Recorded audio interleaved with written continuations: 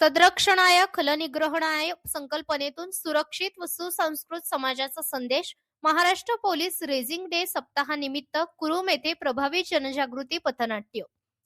माना पोलीस स्टेशनच्या वतीने पोलीस रेझिंग डे सप्ताहानिमित्त गुरुवार दिनांक 8 जानेवारी 2026 रोजी कुरुम गावातील इतवारा चौकात व्यापक जनजागृती कार्यक्रमाचे आयोजन करण्यात आले. या कार्यक्रमात पंचशील कनिष्ठ महाविद्यालय कुरुम येथील विद्यार्थ्यांनी समाज प्रबोधन करणारे पथनाट्य सादर केले. या पथनाट्यातून समाजातील विविध गंभीर प्रश्नांवर प्रभावी संदेश देण्यात आला. यामध्ये हुंडाबळी व हुंडा प्रथा, व्यसनमुक्ती, अंधश्रद्धा निर्मूलन, तरुणांमधील वाढत्या वाईट सवयी, वाहतूक नियमांचे उल्लंघन, हेल्मेट न वापरणे, हॉर्नचा गैरवापर, सायबर क्राईम, चोरीसारखे वाढते गुन्हे या विषयांवर जनजागृती करण्यात आली. या पथनाट्याच्या माध्यमातून हुंडा व अंधश्रद्धेमुळे होणारे सामाजिक नुकसान, व्यसनाधीनतेचे दुष्परिणाम तसेच सुरक्षित समाज घडविण्यात नागरिकांची जबाबदारी व पोलिसांची भूमिका यावर भर देण्यात आला.